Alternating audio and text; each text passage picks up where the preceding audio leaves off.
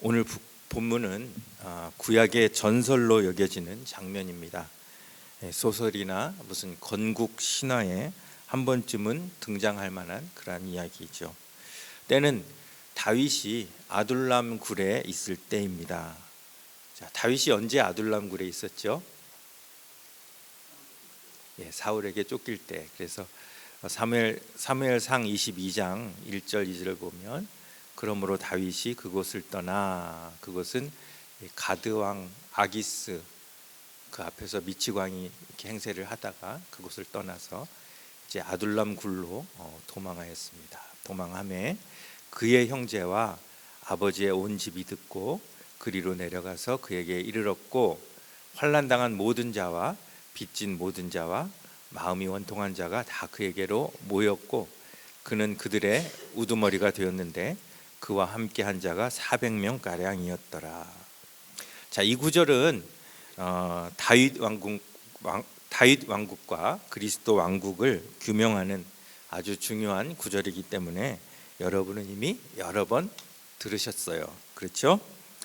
다윗이 사울에게 쫓기고 있던 때입니다. 다윗은 굴 하나를 찾아 숨었는데 그의 형제와 아버지의 온 집이 그리로 내려와서 그와 함께 거하게 되었습니다. 자, 왕의 쫓기는 다윗을 고발하거나 잡지 않고 그와 함께 있다는 것은 무슨 의미일까요?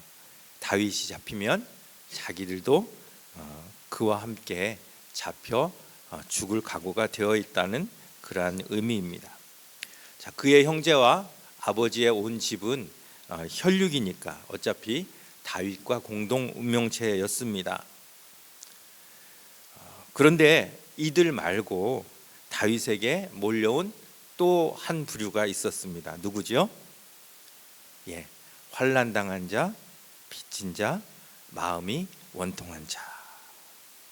자, 그들은 다윗의 일가처럼 무슨 운명 공동체이거나 아니면 나라의 공을 세우고자 찾아온 사람들이 아니었습니다. 이들은 아직 왕도 되지 않은 다윗의 통치 아래로 자발적으로 들어온 사람들입니다. 왜요? 사울의 통치 아래에서는 여전히 희망이 보이지 않았기 때문입니다. 사울의 관심은 어떻게 하면 자기 이름을 보존하고 자기 왕위를 보존할 수 있을까에만 가 있었지, 이렇게 억울한 사람, 환난당한 사람, 빚진 사람들의 눈을 돌릴 겨를이 없었던 것입니다. 결국 이 환난당한 자, 마음이 원통한 자, 빚진 자들은 눈에 보이지는 않지만 국경을 건넌 겁니다. 그래서 세상 나라의 국경, 사울 왕국의 국경을 넘어서 하나님 나라, 다윗 왕국으로 들어온 것입니다. 이렇게 사람들이 다윗에게 모여왔고 다윗은 그들의 우두머리가 됩니다. 자, 이 사진이 어딜까요?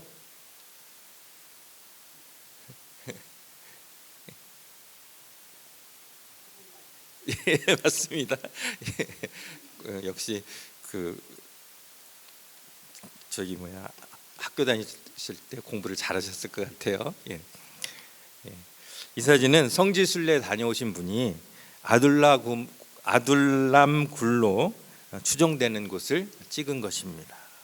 보다시피 광야 한 가운데 푹 파인 동굴, 이곳이 아둘람 굴입니다. 이 아둘람 굴의 위치는 지도를 보시면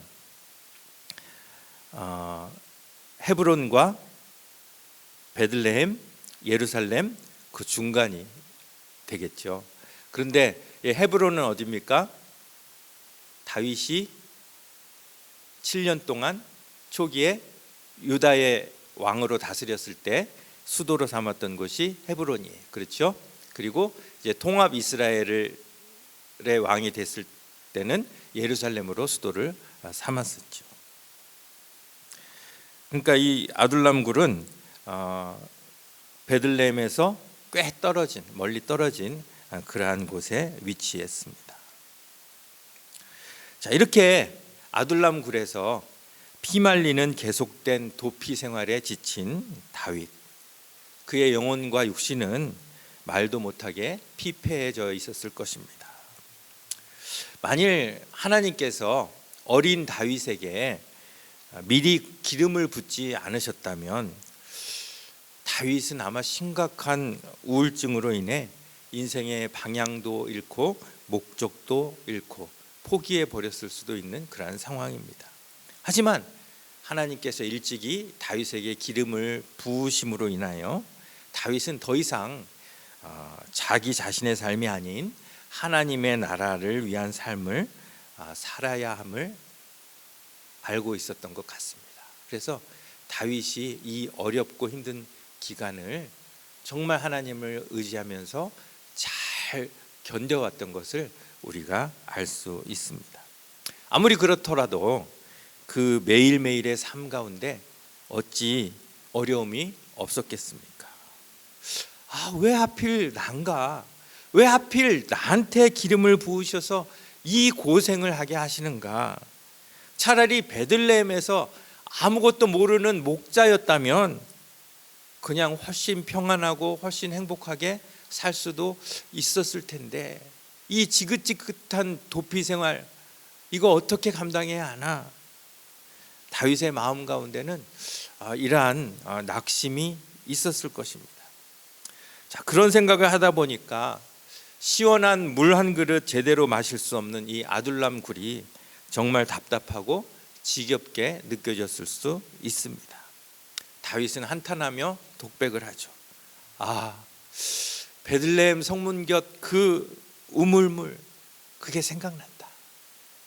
누가 나로 마시게 할까? 자, 이것은 무슨 의미였을까요? 1. 다윗은 정말 목이 말라서 이런 말을 했다. 2. 물보다는 이곳에 갇혀 사는 삶이 힘들어서 옛날 자유롭게 마시던 우물물을 상징적으로 이야기한 것이다. 1번, 2번 뭘까요? 역시 공부를 잘하시는 분은 답이 탁월하십니다. 예. 우리가 옛날 학교 앞 그 중국집에서 먹던 짜장면 정말 맛있었는데 그것과 비슷한 그런 의미라고 보시면 될 것 같아요. 정말 다윗이 그 물이 마시고 싶었다기보다는 오래된 도피 생활에 지친 영혼이 옛날을 회상하며 그때 누렸던 자유를 그리워한 것이라고 보는 것이 맞을 것 같아요.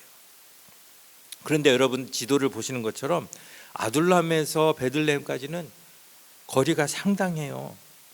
그리고 더구나 베들레헴 성 주위에는 지금 누가 진을 치고 있습니까? 블레셋 군사들이 진을 치고 있습니다. 사울이 왕이 되었더라도 이스라엘과 블레셋의 국경이 정확히 나눠지지 않았기 때문에 두 나라 사이에는 영토 분쟁이 늘 있어 왔습니다. 자, 그런데 블레셋이 진을 쳤는데 하필이면 그 다윗이 그렇게도 원하던 그 베들레헴 성문 곁 그 근처에 진을 친 것입니다. 그래서 그 우물에는 아예 접근 불가의 상황이었습니다. 자, 그렇다면 가장 좋은 방법은 무엇이었을까요? 여러분 같으면 어떻게 하시겠습니까? 다윗이 그 우물물이 참 그립다 이렇게 이야기하면 여러분 같으면 어떻게 하시겠어요? 공부 잘하시는 분이 한번 답을 해봤습니다. 신하, 예. 예. 어떻게 하실 것 같아요? 그러겠죠. 예, 맞습니다. 예. 아니면 가장 가까운 샘물을 길어와서 비록 그 샘물은 아니지만 이게 가장 차가운 물이니까 이걸 좀 드시라 이렇게 위로를 해드렸을 것 같아요. 만일 우리 장로님께서 옛날 그 시청 앞 오장동 냉면이 참 맛있었는데 누가 그 냉면을 나로 하여금 먹게 할꼬 이렇게 말씀하신다면 아무리 장로님이 위대하고 존경받는 분이라 할지라도 비행기를 타고 가서 오장동 냉면을 사갖고 오실 분은 아무도 없다는 말이죠. 오는 동안 다 불어 터지고 상하고 먹지도 못하고 버릴 냉면을 누가 가지고 오겠냐 말입니다. 매우 비슷한 상황입니다. 그런데 이 다윗의 푸념을 심각하게 받아들인 새 용사는 목숨을 건 모험 끝에 블레셋 진영을 뚫고 베들레헴 성문 곁 우물물을 갖다 바칩니다. 지금처럼 좋은 물통이 있었던 것도 아니고 방수도 제대로 안 되는, 그리고 돌아오면서 아마 절반은 흘렸을 만한 무거운 통을 먼지투성이 땀투성이로 들고 오는 그들을 바라보는 다윗의 마음이 어땠을까요? 만일 북한이었다면 김정은은 이 물을 받아 마시고, 많은 사람들이 보는 앞에서 받아 마시고, 이 세 용사들은 무조건 높은 자리 한 자리를 차지했을 것입니다. 그런데 다윗의 나라는 세상 나라와 다른 나라입니다. 하나님의 나라하고 그리스도의 나라의 그림자였습니다. 물떠온 장수들을 보면서 다윗은 아마 이렇게 생각했을 것 같습니다. 아니, 내가 하나님도 아닌데, 내가 왕도 아닌데, 하나님만이 왕이 되시는 나라인데 나 한 사람을 위해서 자기의 목숨을 걸다니. 다윗은 내가 입조심을 안 한 것이 참 후회된다, 이렇게 생각하지 않았겠습니까? 다윗의 반응을 보겠습니다. 세 용사가 블레셋 사람의 진영을 돌파하고 지나가서 베들레헴 성문 곁 우물물을 길어가지고 다윗에게로 왔으나, 자, 다윗의 반응 어떻습니까? 같이 읽겠습니다. 시작. 다윗이 마시기를 기뻐하지 아니하고 그 물을 여호와께 부어드리며. 저 같았으면 그 정성에 감복을 했을 것 같아요. 그런데 다윗은 이 나라가 세상 나라가 아니라 하나님 나라인 것을 분명히 이야기합니다. 그 다윗의 태도에서 다윗이 마시기를 기뻐하지 아니하며. 왜 그랬을까요?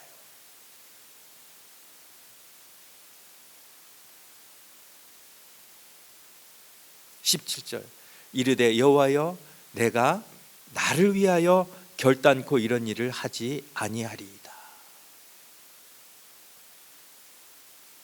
하나님의 나라에서는 자기를 위하여 이러한 일이 일어나는 것을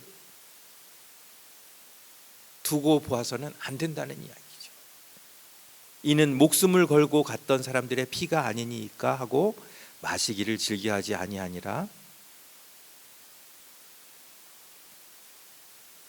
세상 나라였다면 그 물을 마시고 그 용사들에게 큰 상을 베풀었을 것입니다. 그랬다면 그 이후로 신하들이 어떻게 했겠습니까? 모든 신하들이 다윗을 위해 더 큰 모험을 했을 것이고, 다윗의 왕권은 그 충성하는 사람들에 의하여 더욱더 견고해졌을 것입니다. 하지만 다윗이 보여줘야 하는 나라는 그리스도의 나라였기 때문에 신하가 왕을 위해 목숨을 버리는 그런 나라가 아니라 왕이 백성을 위해 먼저 목숨을 버리는 나라가 그리스도의 나라이기 때문에 다윗은 그 물을 마실 수 없었던 것입니다. 대신 이 물을 여호와께 부어드림으로 인하여 너희들이 나에게 충성을 했느냐? 그런데 대상이 잘못되었다. 너희들이 충성해야 될 대상은 사람 왕인 내가 아니라 하나님 왕, 우리의 진정한 왕이신 하나님이시다 라면서 방향을 바꾸어 준 것입니다. 만일 다윗이 그 물을 받아 마셨다면 이후로 사람 왕인 다윗에게 충성하는 사람들이 더 많이 생겨났을 것이고, 나라는 그만큼 그리스도의 나라에서 멀어지게 될 판이었습니다. 대신 다윗은 그 물을, 그 아까운 물을 여호와께 부어 드립니다. 저는 이 장면이 참 정말 아쉽습니다. 아까워라. 이왕 길어온 물인데 한 모금이라도 마시지. 여러분 아마 저랑 비슷한 생각을 하시지 않았을까요? 안 하셨어요? 저는 그 피 같은 물이 정말 안타깝게 느껴졌어요. 그런데 다윗은 그 물을 조금도 마시지 않았다는 것입니다. 왜요? 그 물을 자기가 마셔버리면 그들의 그 충성이 하나님 나라에 대한 충성이 아닌 사람에 대한 충성으로 바뀌기 때문입니다. 아예 한 방울도 입에 대지 않고 하나님께 온전히 부어드린 다윗. 그 나라에서 충성을 다해야 될 대상이 누구인지를 분명히 보여드리는 것입니다. 어쨌든 이런 엄청난 무용담과 함께 사무엘하 23장에는 8절부터 다윗의 용사들의 이름이 쭉 기록되어 있습니다. 아주 길게 기록되어 있습니다. 그런데 우리가 이제까지 살펴본 것처럼 사무엘하 23장에는 23장 초반에 무슨 내용이 나옵니까? 우리 여태까지 그렇죠.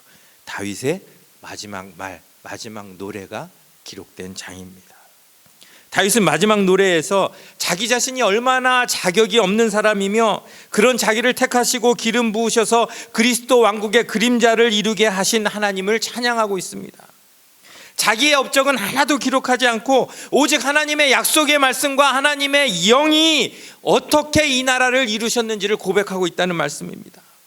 자, 그렇다면 거기까지 기록한 것으로 충분합니다. 굳이 거기에 사람들의 이름이 왜 필요합니까?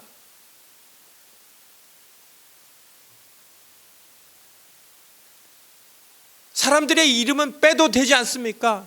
하나님의 이름만 빛나고 하나님의 은혜만 빛나면 되지 않습니까? 그런데 이 마지막 노래, 더구나 그리스도의 왕국을 보여주는 이 요약한 그 마지막 노래에서 그 노래가 끝나자마자 마치 그 왕국이 사람들의 힘으로 이루어진 것처럼 다윗의 용사들의 이름이 아주 길게 기록되어 있다는 것입니다.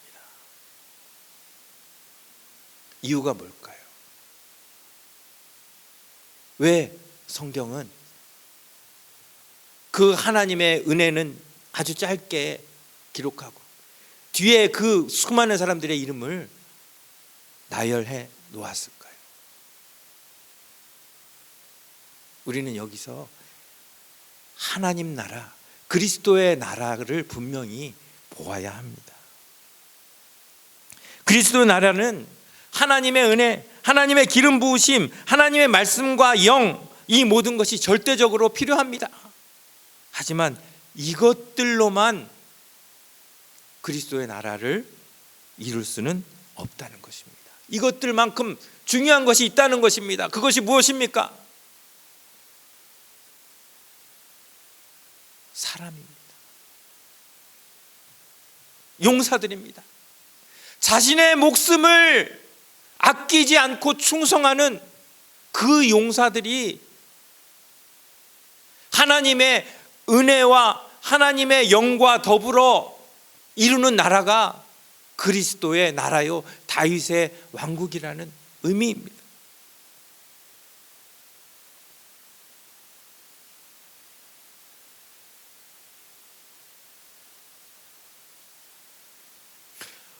우리가 이 교회를 위하여 기도합니다. 하나님 은혜를 주시옵소서. 하나님 능력을 주시옵소서.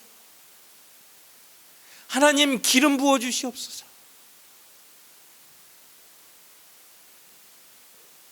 그것만 갖고는 안 된다는 거예요. 정말 우리가 그렇게 하나님의 은혜를 간구한다면 우리 마음 가운데 그 은혜가 임하는 만큼 내가 하나님을 위하여, 교회를 위하여 충성하겠습니다.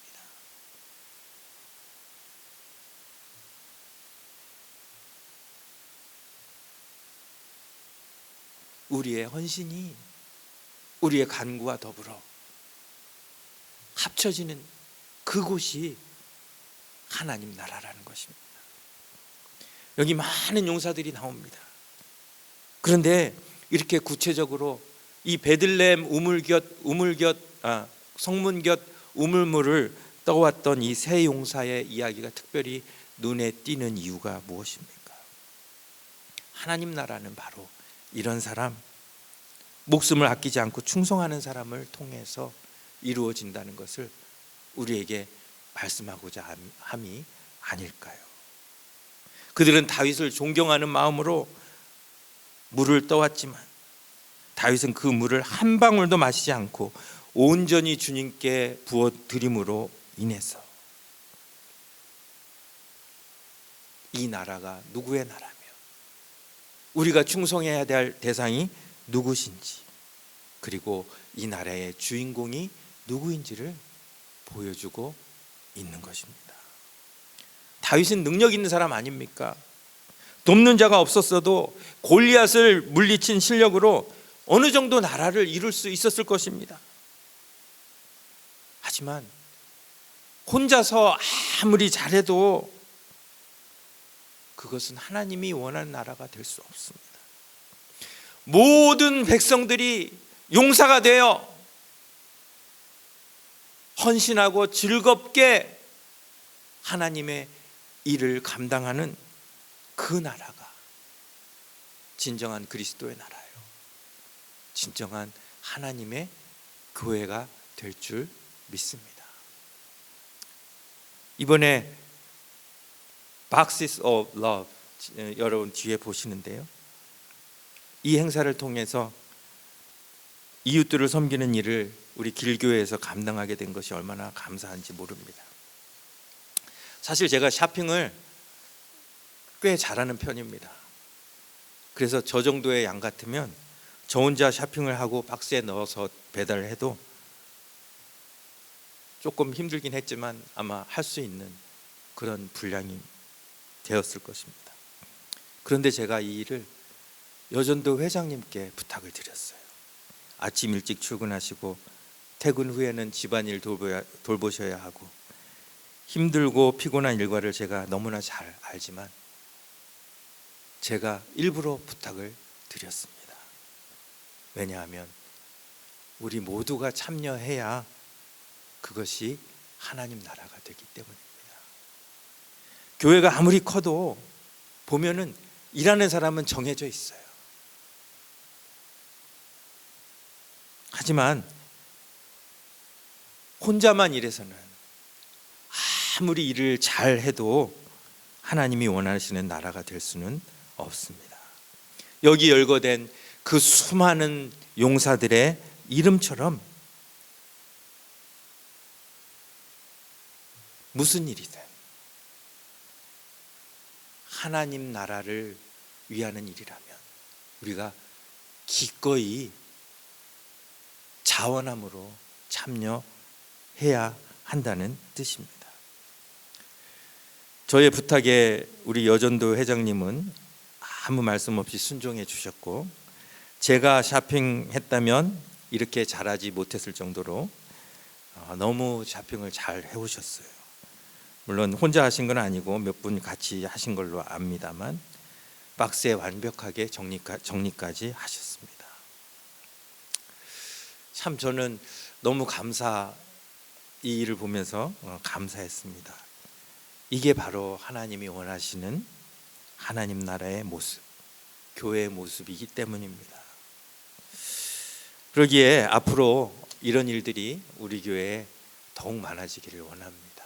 그냥 담당자만 이렇게 담당하는 그게 아니라 이런 일이 있습니다 하면 우리 모두 그냥 사실 베들레헴까지 안 가도 되는데 그 갔다 온 그 용사들의 그 무모함, 그러한 무모함이 때로는 교회 안에 필요한 거예요.